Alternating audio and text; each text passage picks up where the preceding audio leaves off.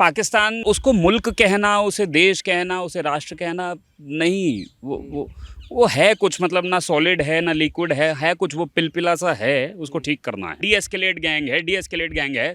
तब ये मोदी जी को बोल रहे थे कि वॉर क्यों नहीं करते, पापा पॉपो ने अगर वॉर रुकवा दी तो पापा वॉर कर क्यों नहीं देते। अब इनके पापा वॉर कर दे रहे हैं तो इनको दुख हो रहा है। भारत माता का बंटवारा है जिनकी अभिलाषा में, वे समझेंगे अर्जुन के गांडीव धर्म की भाषा में। फूल अमन के कभी नहीं खिलते कायर परिपाटी में, नेहरू जी के श्वेत कबूतर मरे पड़े हैं घाटी में।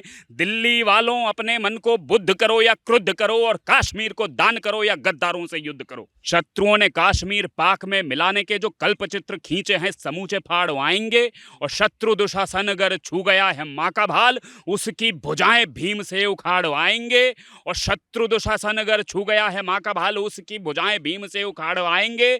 सुख से सियालकोट केसीआर सो न पाए, सैनिक सपूत सिंह से दहाड़ आएंगे। और दिल्ली 10 घंटे की इजाजत अभी जो दे दे, इंच पाक में तिरंगे गाड़ आएंगे। पाकिस्तानी एक्टर्स भांड हैं, आर्टिस्ट भांड हैं, परंतु एक अच्छी बात है, वो अपने जो उनकी सरजमी है जो भी है वो उससे वफादार हैं। हमारे वाले जो सब कुछ जानते हुए भी, सब चीज की नॉलेज रखते हुए भी एक ट्वीट नहीं कर पा रहे हैं जो लोग, आप सोच लीजिए वो उन भांडों से भी गए गुजरे हैं। चाणक्य ने ठीक कहा था कि राष्ट्र देशभक्तों से बनता है। और ये जो आर्टिस्ट हैं जो आज कुछ बोल नहीं पा रहे हैं क्योंकि इन्हें पाकिस्तान के अपने फैंस की चिंता हो रही है, they are nothing, they are worse than those भांड्स ऑफ पाकिस्तान। क्योंकि कम से कम वो वफादार तो हैं जो आज अपने वतन के लिए, अपनी मातृभूमि के लिए, भारत के लिए एक शब्द नहीं बोल पा रहे हैं, भारतीय सेना के लिए एक शब्द नहीं बोल रहे हैं, क्योंकि इनको ये डर है कि इनके बाहर जो फैंस हैं, जो आका हैं, वो इनसे नाराज़ हो जाएंगे। तो आप सोच लीजिए कि ये भांडों से भी गए गुजरे हैं, ये दोयम दर्जे नहीं, उससे भी नीचे दर्जे के लोग हैं। नमस्कार, आप देख रहे हैं खबरें भारत। पिछली वीडियो में हमने आपको दिखाया था कैसे एक आर्मी ऑफिसर कह रहा था कि अगली आइसक्रीम हम लाहौर में खाएंगे, हमारी छुट्टियां कैंसिल हो गई। उसी सिलसिले को आगे बढ़ाते हुए आज हमारे साथ भारत शर्मा जी हैं। ये कोई आर्मी ऑफिसर नहीं है, लेकिन इनके जो फैमिली बैकग्राउंड है वो आर्मी के खानदान से ये बिलोंग करते हैं और काफ़ी कुछ चीज़ें हैं। दिल्ली यूनिवर्सिटी के छात्र नेता भी ये रह चुके हैं, अभी वर्तमान में ये अधिवक्ता हैं। आज हम आपको इनसे बातचीत करवाएंगे और ये जानने की कोशिश करेंगे कि उनके परिवार में अगर कोई आर्मी में है और वो जंग लड़ रहा है तो उनके मन में क्या कुछ चीज़ें रहती है, वो किस तरीके से अपनी बातों को रखते हैं, और काफ़ी कुछ चीज़ें जानकारी लेंगे। तो मेरे साथ है सर, बहुत बहुत स्वागत है सबसे पहले तो आपका। जी, जय हिंद वंदे मातरम। जय हिंद वंदे मातरम जी। आपके परिवार में से कई लोग आर्मी में हैं, तो पहले तो बताइए कौन कौन है और कैसे आप इन चीज़ों को देखते हैं। जी, मैं जब छोटा था तो कारगिल युद्ध हुआ था, मैं दूसरी कक्षा में तब पढ़ रहा था। अच्छा, बहुत और जी, हाँ। और हमें एकदम से सूचना मिलती है कि 2 मिनट का मौन रखना है। हमारा स्कूल घर के पर नज़दीक ही था। कह रहे हैं कि हमारी नूतन मैम करके एक हमारी टीचर थी स्कूल में, उनके भाई की शहादत हो गई है। उनका नाम नूतन बत्रा है। अच्छा। और मैं समझ जिन्हें शेरशाह के नाम से ये पूरा देश देश, पूरा विश्व जानता है, विक्रम बत्रा। तो हमारे संस्कार न केवल परिवार से, स्कूल से भी, विद्यालय से भी और घर से भी, पिताजी हमेशा से जैसा माहौल घर पे रखा है वो बिल्कुल भी ऐसा नहीं कि आर्मी है तो कुछ अलग है, नहीं, ये आपका परिवार है, आप आर्मी के हिस्सा हैं। आप देश में कुछ भी करें, आप विश्व में कुछ भी करें, सम्मान मातृभूमि का, सम्मान देश के रक्षक का आपके मन में होना ही चाहिए, ऐसे भाव से, ऐसे संस्कार से।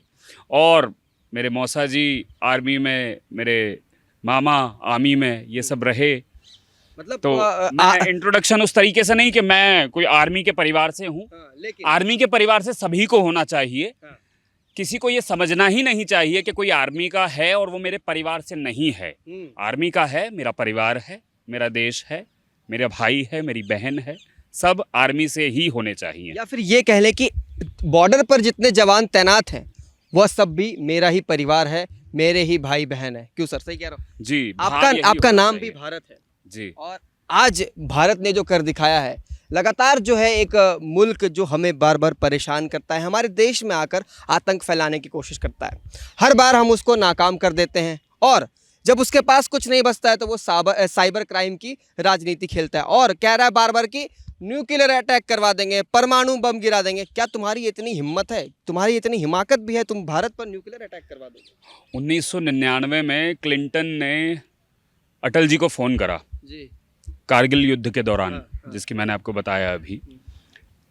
उन्होंने सेम बात कही कि पाकिस्तान से हमको ये इंटेलिजेंस है और ये हमारे सूत्र बता रहे हैं कि वो आप पर न्यूक्लियर हमला कर सकता है, तो आपको डी एस्केलेट करना चाहिए। अभी चल रहा है ना, डी एस्केलेट करना चाहिए। तो अटल जी ने बिल्कुल टिपिकल अटल जी स्टाइल में बोला, आपका धन्यवाद, आपने हमें ये संदेश पहुंचाया। आप पाकिस्तान को ये संदेश पहुंचा दीजिए कि हम अपने 1-2 शहर गंवाने को तैयार हैं, मगर भारत पर अगर न्यूक्लियर हमला होता है तो पाकिस्तान कल का सूर्योदय नहीं देखेगा। हाँ, बिल्कुल बिल्कुल। तो न्यूक्लियर के बाद ही था, न्यूक्लियर के बाद ही न्यूक्लियर परमाणु शक्ति हम बन चुके थे, उसके बाद कारगिल युद्ध हुआ। तो ये न्यूक्लियर बोगी तो सबसे पहले ही फेल कर चुकी थी। ये बोलने की गीदड़ भभकी है। और ये जो इस देश में रह के भी कह रहे हैं ना कि ये गरीब देश हैं, न्यूक्लियर पावर्स हैं, गरीब जनता पे ध्यान दो, मर जाएंगे लोग, ये सब गद्दार हैं। ये इस देश के गद्दार हैं, ये भारतीय कौम के गद्दार हैं और ये गद्दार के अलावा कुछ नहीं है। कोई भी इनकी डिग्री हो, सबसे बढ़िया डिग्री इनकी, जैसे डॉक्टरेट लिखा जाता है, ये आप नोट कर लीजिए, जो डी एस्केलेट गैंग है इसको आप गद्दार गैंग, क्या, बिल्कुल गद्दार गैंग है ये, गद्दार गैंग सर। लेकिन बार बार मैं ये सोचता हूँ कि जब भी पाकिस्तान पहल कर रहा है हम पर हमला करने के लिए, हमने उसके F-16 को मार गिराया, सुसाइड बॉम्ब, सुसाइड ड्रोन जो वो लगातार भेज रहा है 2 दिनों से, हमने उसको भी मार गिराया। मतलब तुमने जो चाइना से उधार में लिया था, हमने चाइनीज़ माल को ढेर कर दिया। तुमने जो USA से लिया था, हमने उसको भी निस्तनाबूद कर दिया। अब कल भी तुम अटैक कर रहे हो, तुम सिविलियंस जगहों पर अटैक कर रहे हो। तुम क्या चाहते हो? तुम्हारे अंदर ना शर्म है, ना लिहाज है, ना जरा सा भी इंसानियत बची है। कबाड़ी हैं ये लोग, कबाड़ी। आपको क्या लगता है चाइना जैसा देश है और जितने खुर्राट वो और जितने शातिर वो लोग हैं, अच्छा माल देते होंगे ना? वो आपने फिर हेरा फेरी में एक वो डायलॉग है अक्षय कुमार से, वो बोलते हैं वो भंगार की जो डीलिंग हो रही होती है, तो ये भंगार की डीलिंग है और कुछ नहीं है। मैंने कहीं पढ़ा था कि पूरी दुनिया जब तुम्हारा साथ छोड़ देगी, चाइना ने पाकिस्तान से ये कहा था कि पूरी दुनिया जब तुम्हारा ये साथ छोड़ देगी तो ध्यान रखना, मैं भी तुम्हारा साथ छोड़ दूंगा। मैं भी तुम्हारा साथ छोड़ दूंगा। तो छोड़ दिया, देख लीजिए, लाहौर के सारे डिफेंस सिस्टम फेल हो गए। तो ये और पाकिस्तान अभी मतलब उसको मुल्क कहना, उसे देश कहना, उसे राष्ट्र कहना नहीं, वो है कुछ, मतलब ना सॉलिड है ना लिक्विड है कुछ, वो पिलपिला सा है, उसको ठीक करना है। वो एक स्ट्रक्चर है बीच में बस। कह ले कि भारत देश का एक ऐसा कटा हुआ टुकड़ा है जो कि बिगड़ गया था, हमारी बिगड़ी औलाद।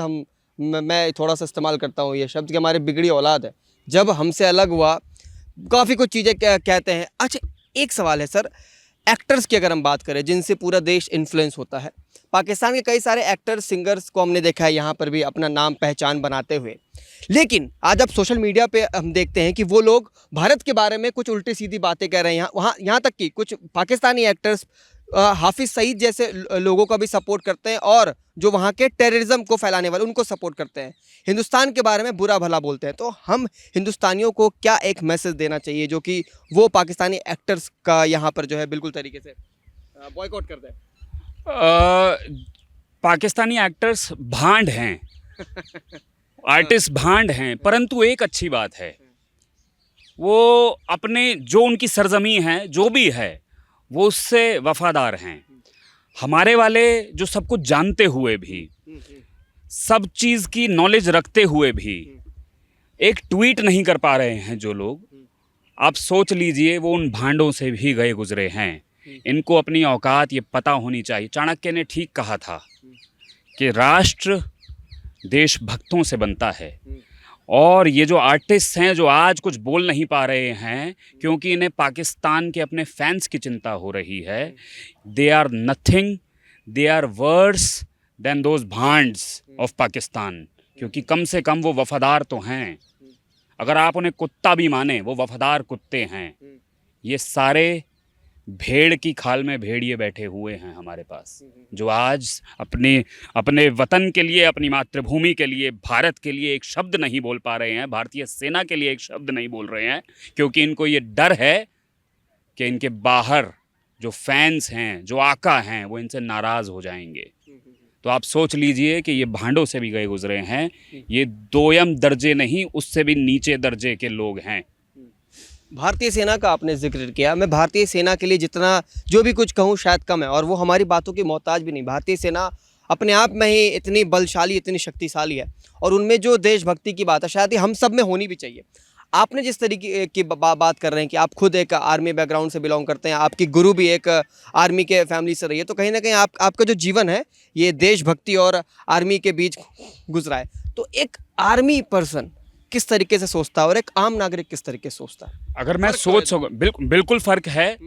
वो ये सोचते हैं कि मैं कब इस वतन पर, इस देश पर, इस मातृभूमि पर अपनी जान गंवा सकूं, अपने प्राण न्योछावर कर सकूं। जिए तो देश के लिए, मरें तो देश के लिए। उनका भाव केवल ये है कि शत्रुओं ने कश्मीर पाक में मिलाने के जो कल्पचित्र खींचे हैं, समूचे फाड़ आएंगे। और शत्रु दुशासन अगर छू गया है माँ का भाल, उसकी भुजाएं भीम से उखाड़ आएंगे। और शत्रु दुशासन अगर छू गया है माँ का भाल, उसकी भुजाएं भीम से उखाड़ आएंगे। सुख से सियालकोट केसीआर सो न पाए, सैनिक सपूत सिंह से दहाड़ आएंगे। और दिल्ली 10 घंटे की इजाजत अभी जो दे दे, इंच इंच पाक में तिरंगे गाड़ आएंगे। इंच इंच पाक में तिरंगे गाड़ पाएंगे। क्या कमाल की बात कही है सर ने। जो भी कुछ कहा आपने शायद ध्यान से सुना होगा कि एक आर्मी ऑफिसर, आप आर्मी ऑफिसर के बैकग्राउंड से हो, आप के गुरु हो या आपके परिवार में से कोई भी हो, तो वो किस तरीके की भावना रखता है। इन्होंने जो एक्टर्स के बारे में बात की सर, वो मुझे बहुत पसंद आई, क्योंकि हमारे एक्टर्स का मैं आपको बताता हूँ ना, ये लोग देश को बांटना चाहते हैं। ये लोग नहीं चाहते हैं कि भारत ये जंग, अभी आप देख लीजिए ना, जो डी एस्केलेट गैंग है, तब ये मोदी जी को बोल रहे थे कि वॉर क्यों नहीं करते। पापा ने अगर वॉर रुकवा दी तो पापा वॉर कर क्यों नहीं देते। अब इनके पापा वॉर कर दे रहे हैं तो इनको दुख हो रहा है। भारत माता का बंटवारा है जिनकी अभिलाषा में, वे समझेंगे अर्जुन के गांडीव धर्म की भाषा में। फूल अमन के कभी नहीं खिलते कायर परिपाटी में। नेहरू जी के श्वेत कबूतर मरे पड़े हैं घाटी में। दिल्ली वालों अपने मन को बुद्ध करो या क्रुद्ध करो, और कश्मीर को दान करो या गद्दारों से युद्ध करो। वाह वाह वाह वाह, क्या अंदाज है शायरी का। और ये केवल शायरी नहीं है, ये एक देशभक्ति है। ये देशभक्ति हमारे देश के लिए समर्पित है। हमें उन देश के नागरिक होने का गर्व है जहाँ पर हर एक व्यक्ति ये भावना रखता है कि हम पहले किसी को आहत नहीं पहुंचाएंगे। सुहाग उजाड़ दिया, सिंदूर मिटा दिया। आप बहुत बात करते हैं फेमिनिज्म की, वो फेमिनिन नहीं है, वो फीमेल्स नहीं है जिनके सुहाग उजाड़े गए। वो जो बेटियां यतीम हो गई, अनाथ हो गई, उनका कोई परिवार नहीं था, उनका जेंडर नहीं दिख रहा आप लोगों को। किस तरीके के लोग हैं आप, क्या 2 कौड़ी के लोग हैं भाई। आपको बिल्कुल ये नजर नहीं आ रहा है कि कोई आया आता। हाँ, यही लोग जो कुछ नहीं बोल रहे हैं बॉलीवुड के लोग हैं, जिनका एक स्टेक है इस सोसाइटी में। आपसे एक मुंह नहीं खोला जा रहा है, कुछ नहीं बोल पा रहे हैं आप लोग। आपके साथ हो जाता तो क्या होता। बिल्कुल। तो सर एक आखिरी सवाल करूंगा कि हमारी भारतीय सेना कब तक नहीं रुकेगी। आखिर हम लगातार तो है उनके हर एक पहल को, हर एक हमले को नाकाम तो कर ही रहे हैं। हर जगह से हम बलशाली हैं, शक्तिशाली हैं, तो कब नहीं रुकेगी हमारी देश की इंडियन आर्मी। जैसा कि मैंने आपको कहा कि अब रुक भी नहीं रही है और रुकेगी भी नहीं। हमको गिलगिट से गारो पर्वत तक आज़ादी पर्व मनाएंगे। तो सबसे पहला पड़ाव पीओके को वापस लेना। एयरफोर्स ने अपना काम कर दिया है, नेवी तैयार है। आर्मी को ऑर्डर अगर दे दिए जाएं तो 15 मिनट का खेल है। 15 मिनट का आर्मी के लिए 15 मिनट का खेल।